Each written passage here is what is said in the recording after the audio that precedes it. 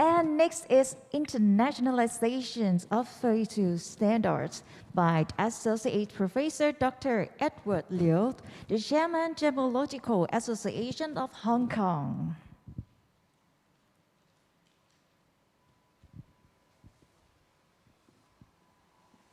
Good morning to you all. It is my honor to be invited by GIT as one of the keynote speakers of this conference. Today, my topic is Internationalization of Facial Standard. Before I start, there are two questions that we need to consider. Why we need a standard and how importance of harmonizations of standards for trade development. The Gemmological Association of Hong Kong developed the first publications of facial testing standard, GIT in 2004, for the trade to resolve the head-on issues of the applications of GIT, one of the members of facial, and the treatment types, chemically treated and vaccine impregnated type B, and dyed type C, and their mixed type B plus C. In 2016, GAHK issues the latest complete facial testing standard to cover all three members of facial, GIT, Ombudsman J, and Cosmoclaw J, and established the GEM testing laboratories management system in accordance with ISO 17025, consolidating the facial tested in Hong Kong, certified in Hong Kong blank. Here are the working team members with Professor Mimi Ouyang as the Chief Academic Advisors and others. And thank you those industry advisors like Mr. Ken Wong, CEO of Chow Tai Fook and others for trade promotion, and expert advisors and other organizations for providing technical support and review of the standard. Facial standard is not just a definition or nomenclatures of facial.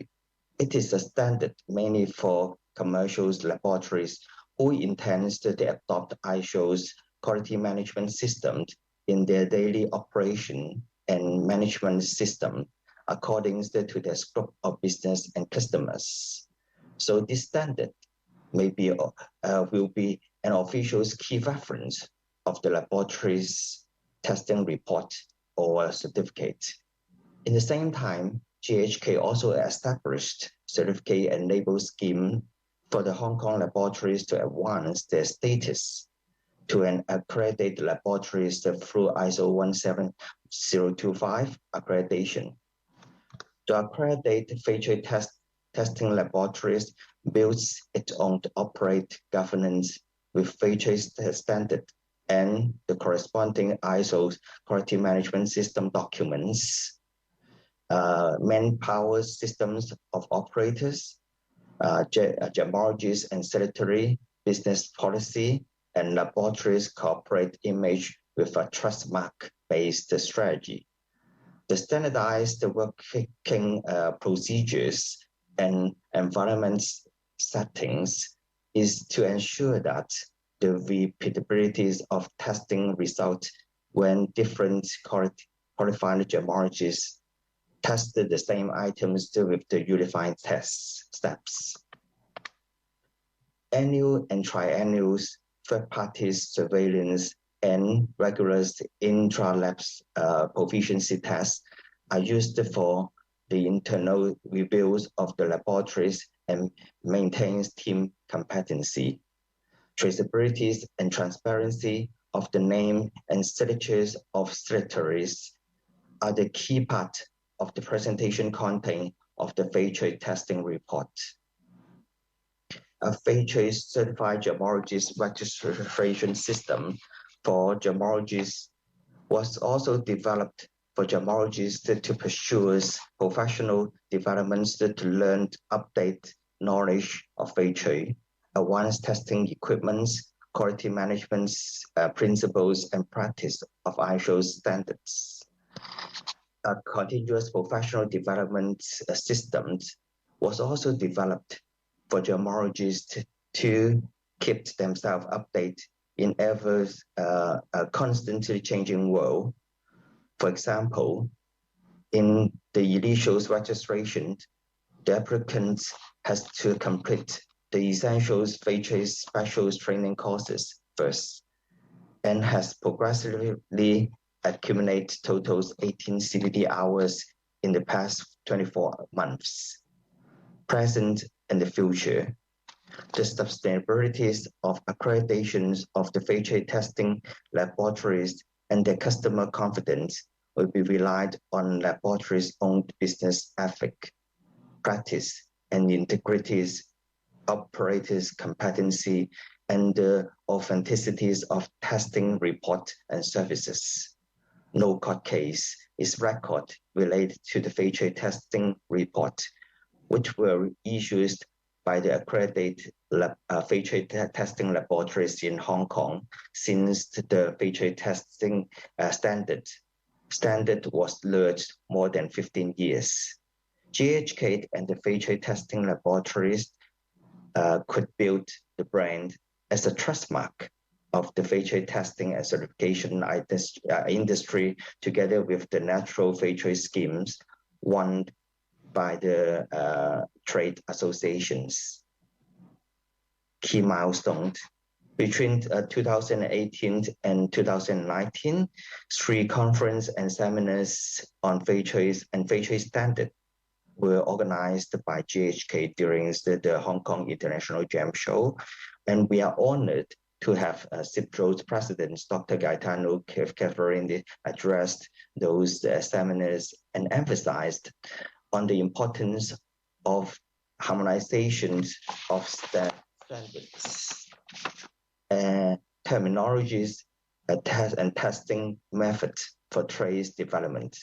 And after that, he kindly invited us to attend the CIPRO's Congress Bahrain in 2019 and open a special section for us to discuss the nomenclatures of fair trade. As CIPRO's president, Dr. Gaetano Cafferini, said in his opening speech of this Congress, after diamond, fair trade makes up the most valuable product sectors in our worldwide industry. During the special fair trade section, Mr. Ken Wong and I did an hour's presentations, which provide an exhaustive explanation on the nomenclatures, market, scientific studies of fair trade. And the response was positive, and many CIPRO's members expressed their surprise at the size of the fair trade market, which is estimated more than $8 billion, making fair trade the world's largest gem categories after diamonds. In 2020, I was invited by Ruiz as a guest speaker in a home gemmologist webinar supported by CIPRO's to further discuss on the nomenclatures of fair trade after the Congress. And you can enjoy these webinars through this link. In April 2021, GHK has built and launched our fair trade standard website, and this testing standard and other related documents can be free downloads in this website. And in this event, we have a chance to meet with many industry advisors and others, and many nationals and internationals, the gemmology experts online to discuss on the further development of fair trade standards. And many fruitful comments and suggestions were received. In July of the same year, GHK organized an important seminars at the Hong Kong TDC International Gem Jewelry Show. The topic is the internationalizations of fair trade standard, global harmonization work across key stakeholders and associated regulatory committees. Apart from the keynote presentation and panel discussion, there are 2 important issues. One is the signings of MOU between GHK and GIT to collaborate on the implementation of standardizations of fair trade according to the standard method for testing phase choice for Hong Kong. And the other one is CIPRO's president, Dr. Gaetano Caffarini's announced that a phase choice working group has been set up, which includes some senior officials of CIPRO's and GAHK, and this working group will be chaired by him. As CIPRO's Gemmology Committee's commissioned special report stated that a survey has been carried out on the terms phase choice, and the response was positive that phase choice can be considered an Asian trade name. The goals of the phase choice working group will be to create a single, clearly defined and universally accepted standards, practices, and nomenclatures for phase choice, building upon the bodies of work already carried out by GHK, the NGTC of Beijing, and other experts.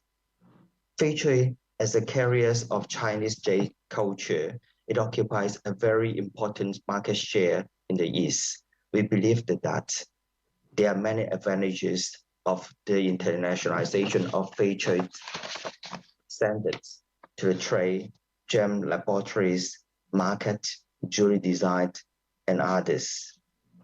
It is essential to global jewelry industries, especially in traders and customers' perceptions and understanding the contents of phase choice testing report.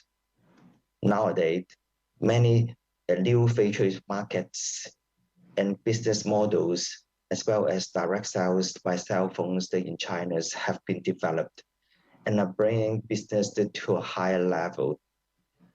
This also creates more jobs across the board, from night markets to online and at large commercial markets.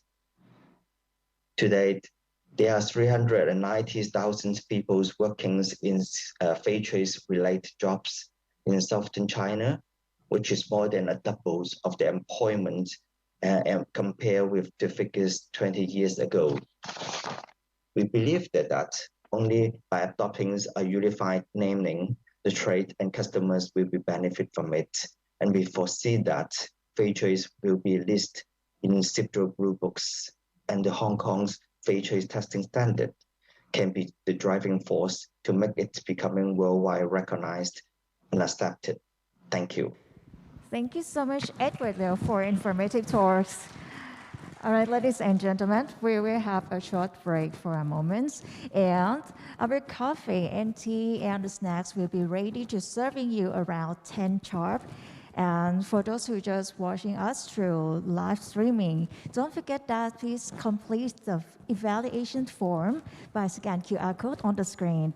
And we will come back once again for the next session for the oral presentation at 10:25. เอาละค่ะสำหรับในช่วงนี้นะคะให้ทุกท่านค่ะไปพักเบรกกันก่อนได้เลยนะคะในช่วงเวลาประมาณ 10 นาฬิกาค่ะของว่างก็จะมาพร้อมเสิร์ฟทุกท่านแล้วสามารถที่จะพักเบรกกันได้เลยและในช่วงเวลา 10 นาฬิกา 25 นาทีเราจะกลับมาพบกันที่ห้องนี้อีกครั้งหนึ่งค่ะกับหัวข้อต่อไปนะคะในช่วงของ oral presentation ขอบคุณค่ะ